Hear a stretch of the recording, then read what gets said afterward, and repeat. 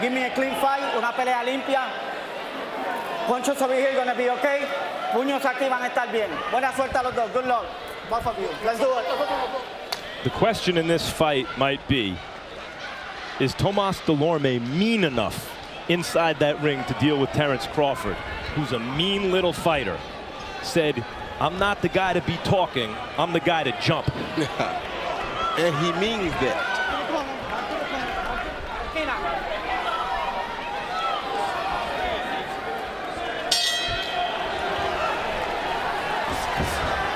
Crawford comes out, meets Dulorme in the middle of the ring, and it's Dulorme who seems to be trying to set the pace. Crawford probing with the jab. Roy, we've seen Crawford, maybe the most versatile fighter in boxing, fights orthodox as he's doing now, can switch up to southpaw, can be a high volume puncher, a counter puncher, has shown a knockout punch when he's needed one. Always a very smart kid. Dulorme, however, is out searching right now to see what he can make happen. I think Dulorme wants to try to impose his will on Terence because he's coming from welterweight, and he's knowing that Terence is coming up from lightweight. So he's trying to see what happens if he imposes his will early on Crawford. Crawford has frequently been able to impose the rhythm he wants on a fight, and here Dulorme seems to want to upset that, setting the pace, and maybe Crawford has somewhat subdued him already by easily blocking these shots. Well, he's going to make Dulorme reach deep into his toolbox. In other words, make him find out what all can he do. Well, already Dulorme went in for an aggressive left hand, and Crawford stepped in with the jab, destroying his rhythm. Yeah, because Crawford is a very smart guy, very talented guy, a very smart boxer. So he causes a guy to have to pull his tools out early. If you don't have many tools, then you won't have a good chance against him. Dulorme trying to work to the body on the inside as Crawford holds. Ref breaks him. And that's why Dulorme has 4 trainers this time, because he wanted to increase his toolbox. Dulorme, that time with the right hand, though blocked, partially landed to Crawford's midsection. And that may be a decent strategy for him, Roy, even if he's not landing cleanly, land on Crawford somewhere. He has to throw as much as he can to make Crawford keep his punches at home, or keep his hands at home for defense, like that. But Crawford's smart. So if I'm in Crawford's corner, I'm telling him let's just wait Dulorme out, because usually Dulorme decreases in the later rounds. His output does. Dulorme's been the more energetic fighter. Crawford, the fighter with better timing so far. 2 minutes gone in round 1.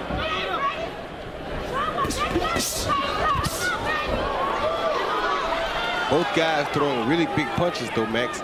If one connects on the chin, it's going to be very interesting to see what happens from either guy. Of course, Dulorme knocked out by Carlos Abregu, his only loss. Big puncher, Abregu. And Crawford, we have seen shaken up in a couple of different fights. Gamboa had his moments, and even Beltran had a few moments where he seemed to reach Crawford with some good hard shots upstairs. Yeah, I don't really think Beltran ever truly hurt him. However, I think Gamboa did hurt him one time. We come to the end of round 1.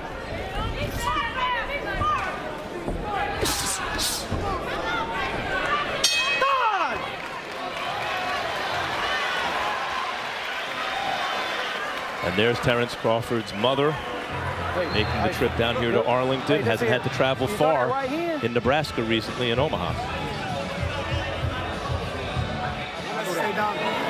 Not when he coming forward, when you going forward. 1 and 2 up, 1 and stay down. Somebody get out. So, hey, start using those feints a little bit. Maybe 1 or 2, just see what you're gonna do. After you feint, go with that jab, okay? All right, you see how when you stand, he ain't gonna come forward. You see how far it's... Estamos bien, tranquilo, estamos bien. No te voy a dar agua. El cubo que va aquí, ¿dónde va el cubo que va allí? Para tirar agua. No es que no lo... Ven aquí, vamos, mano arriba.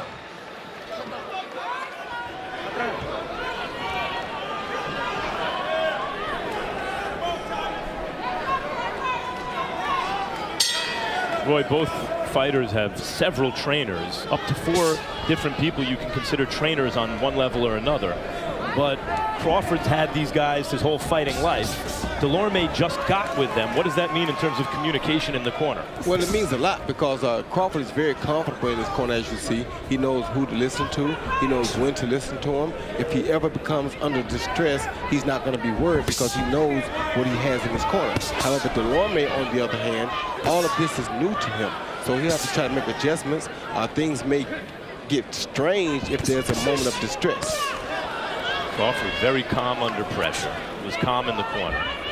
This is a guy who several years ago, with a scheduled fight on ESPN in several days at the end of the week, was in a dice game that he left. He says it got heated. Got into his car, was counting his money when he was shot at. The bullet went through the windshield and hit him in the head. He drove himself to the hospital and took that as a wake-up call to not be in the wrong place at the wrong time. But certainly it seemed to indicate the kind of calm that this guy has under pressure. Yeah, he's very, very calm under pressure. That's what makes him such a good professional fighter, because of his calmness whenever under pressure. Right now, you see him being very relaxed, dealing with everything Dulorme throws at him with no real contentment on his face. I mean, he's not really worried at all. So, and this is one thing an opponent hates to see. It's like he's waiting for Dulorme to get all of his good energy out, and then he'll start fighting Dulorme. Crawford with a good left hook counter, seemed to land.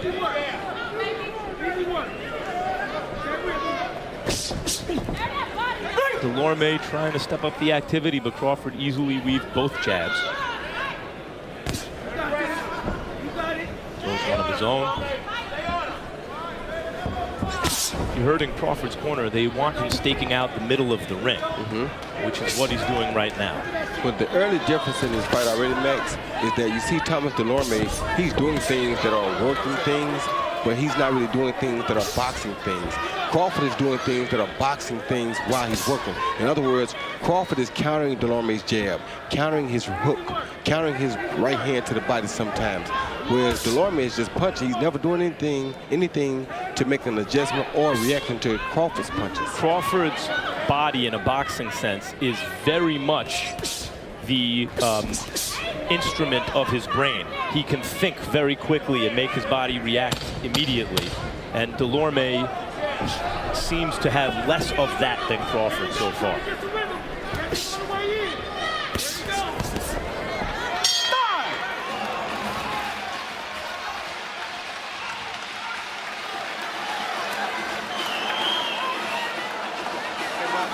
Next Saturday night, heavyweight champion of the world, Vladimir Klitschko, defends the heavyweight championship against undefeated Philadelphian Bryant Jennings. And on May 16th, Gennady Golovkin, Triple G, going for his 20th consecutive knockout win against Willie Monroe. Also that night, it's the HBO debut of flyweight star Roman Gonzalez, who matches up with Edgar Sosa. Keep backing him up. Está chiquitito, el medio esquivoso. Cuando manténgase ya tuyo de respeto. Está bien. Dale respeto. He respects you. Bébete esa, bébete. Drink this water. Fuera, fuera. Out, out.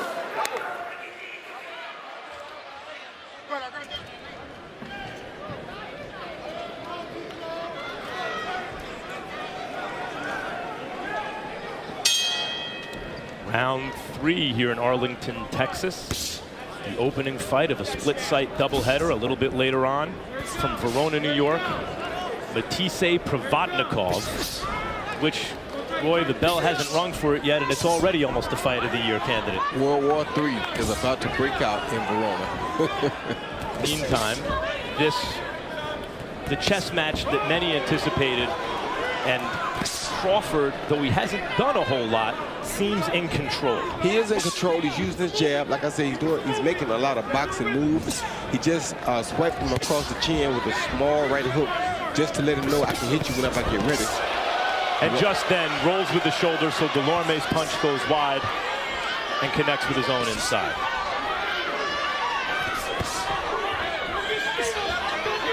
When you say he's working, but he's not really making boxing moves, Roy. Can you go into that a little bit? Yeah, I mean, he's throwing punches, but he's throwing punches with no intent afterwards. Like, see that what he just did? He just did a straight right lead, and he knew he was going to bail out after that because he expected to make contact with that punch.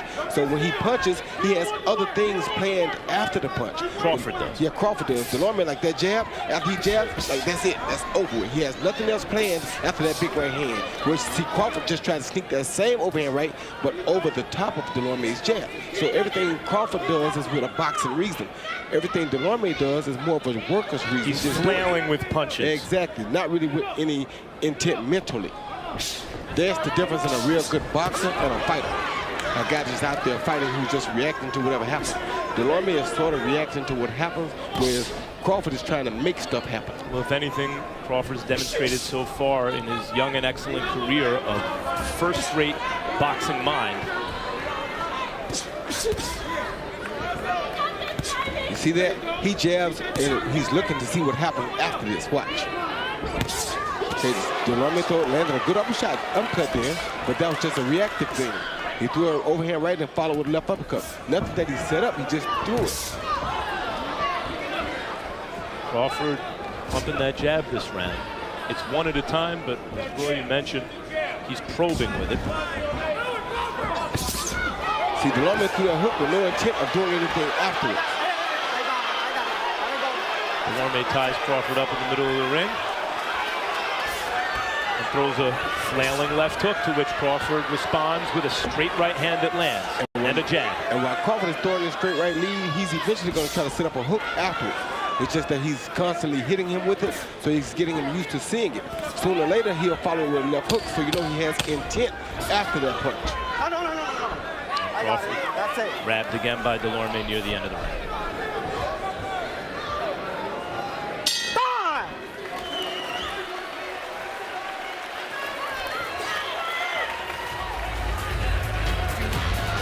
We'll take you back to Arlington in just a second. Meanwhile, a look at Turning Stone Casino in Verona, New York, where a crowd of 4,500 is inside the arena and waiting expectantly for Lucas Matisse. They're getting his hands wrapped in the dressing room, and his opponent, Ruslan Provodnikov, also getting his hands wrapped in a fight that, as you've already heard from Max Kellerman and Roy Jones, is regarded as a candidate for Fight of the Year even before the opening bell sounds. So we'll be bringing you back here immediately following Crawford Dulorme for this. Meanwhile, Max Kellerman can't help but notice that Harold Letterman scored the first 2 rounds for Dulorme. I thought the third went to Crawford. Back to you.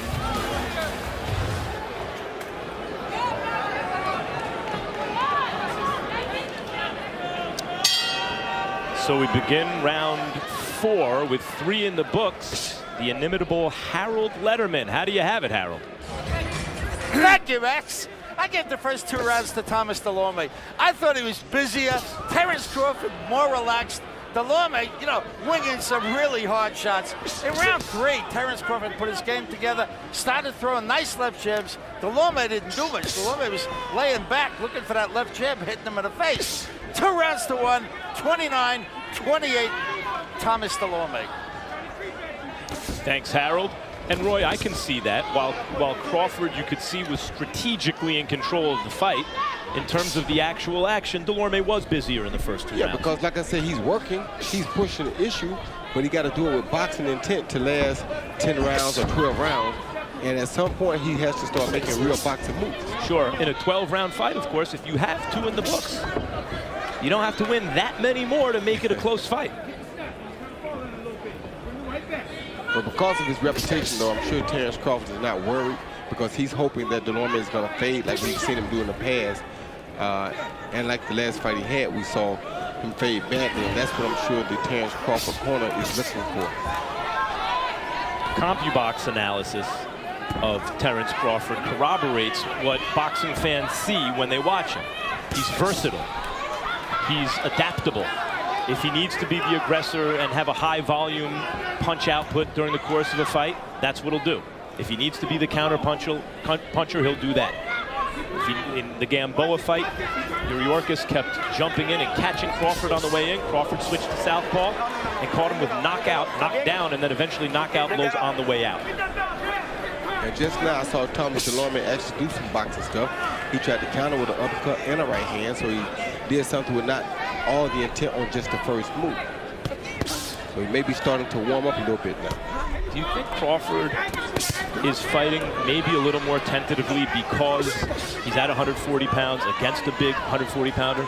Well, in the first round, I think Dulorme landed a straight right to the chest, Max. And sometimes when a guy lands a punch like that, it lets you know that you don't need to get caught by that punch no time soon. And I think that's what happened. So Crawford is playing it smart. And his corner told him the same thing. Let's let him burn some more steam off. Then we'll take some chances. And those punches don't quite have the same effect on you if you've done your work. If you've done your work later early in the fight. But if you let him land it early, it could cause all types of problems. Crawford smiling at Dulorme. Dulorme staying behind the jab.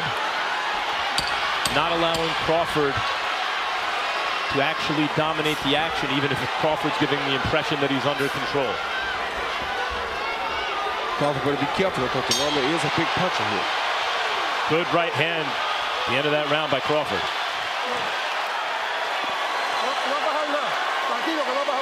Relax, relax. Nothing happened. How you feel now? How you feel? ¿Cómo estás? How are you? Vamos, no.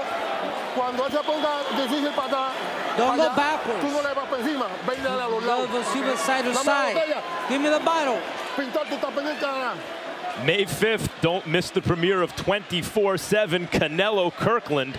And on May 9th, it's the live fight between the Mexican superstar Canelo Alvarez and the hard-charging knockout artist James Kirkland. Volveme. Córtamela, coge la botella, coge la botella. Let's get ready. Let's get ready. Yeah, get ready. Let's get ready. Start getting now. Let's go, let's go.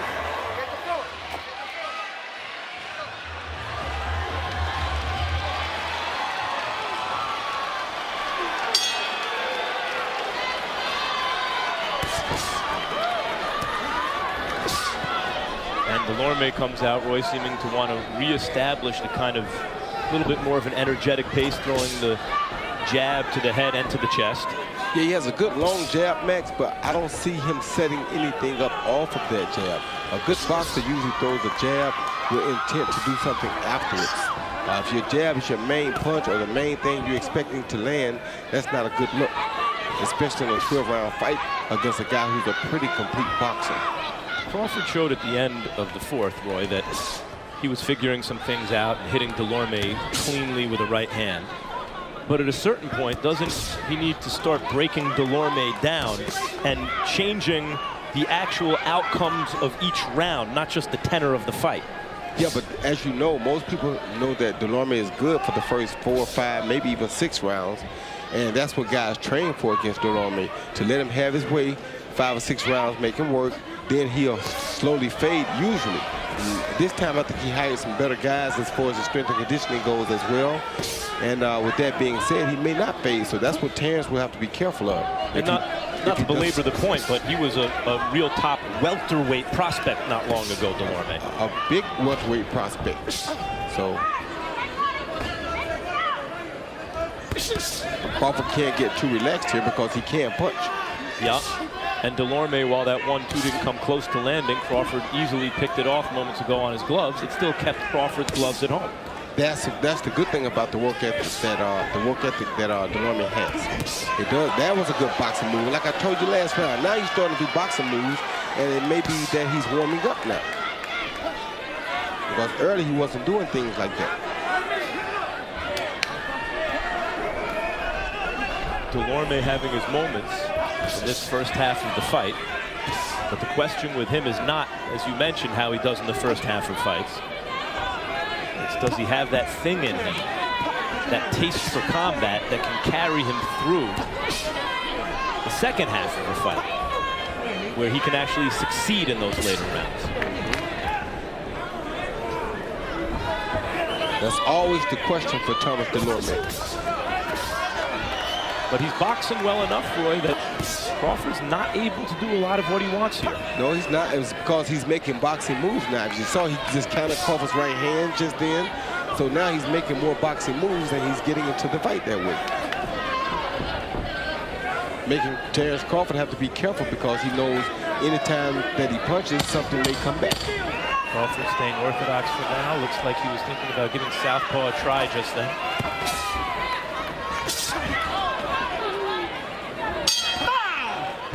End of round 5.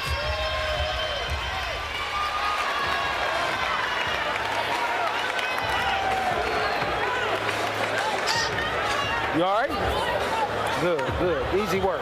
Hey, where your mouthpiece at? Oh. Hey. Don't get lazy with your punches, okay? Be real careful. This motherfucker's still dangerous because he's still throwing with all that damn power. Yeah. All right? He's tiring himself out and shit. What we on, 6? 6 coming, bud. All right. Hey, get up. You said second? Yeah, 6 coming. All right. I know you're good. But just pick it up on him a little bit when you get closer to the end of the round like you did the round before. Okay? All right.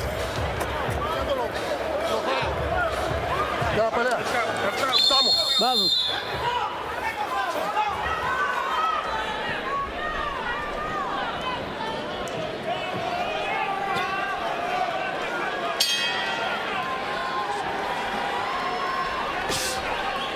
We start round 6. Look at this, total punches landed so far. Roy, Terence Crawford's only thrown 214, landed 43 at 20%. Dulorme's thrown 266, landed 19%, but because he's busier, he has the advantage through 5, 50-43 over Terence Crawford in terms of punches landed. And that might be the only one that matters so far. Exactly. That's what I was trying to tell you. He's right about to about round 6, and you see what happened in round 6.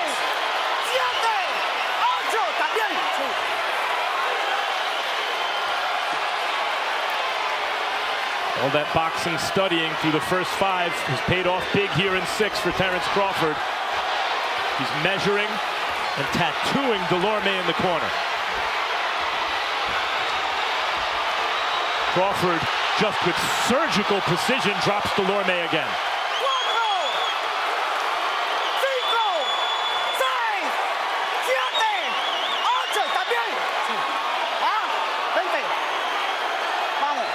That's flashing good power for Terence Crawford against a big guy for the 140-pound division. Look at the accuracy here, Roy. The way he's setting him up, the way Terence Crawford is setting Dulorme up for these surgical strikes. And he's smart. He's beating the head and the body, man. He's not just head hunting. This is what you want to see in a good champion. He's not just strictly head hunting when he has to get hurt. He's going to the head and the body. It's pretty clear through those first 5 rounds, Crawford studied up and now knows every single thing he has to do, and he did it. That is a sensational 6th-round knockout for Terence Crawford. One sensational performance after another. Look out, junior welterweights.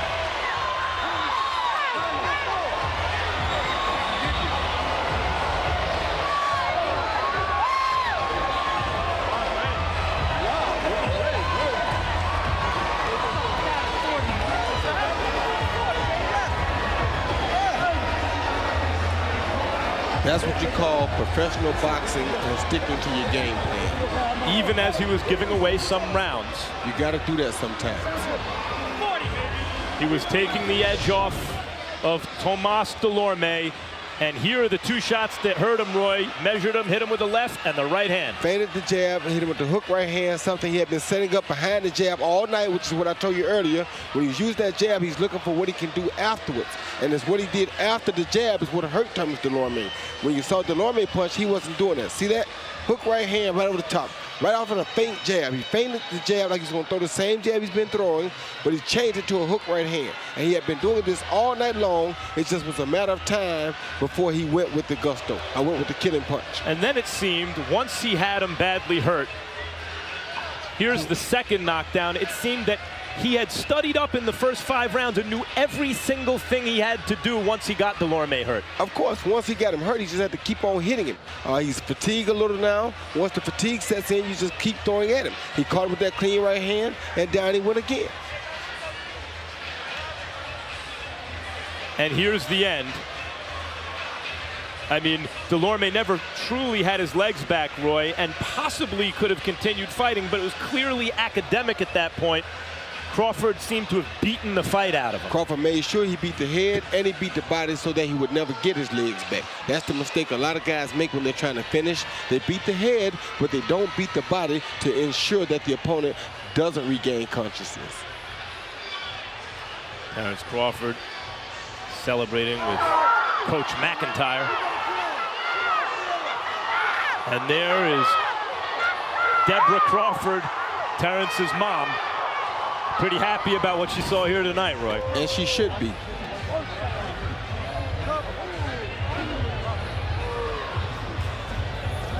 Let's go to Michael Buffer for the official announcement. Ladies and gentlemen, the star continues to rise for the Fighting Pride of Omaha, Nebraska. He is still undefeated, and he is now a two-time world champion and the new WBO super lightweight champion of the world, Terence Bud Crawford. Official time, 151, round number 6.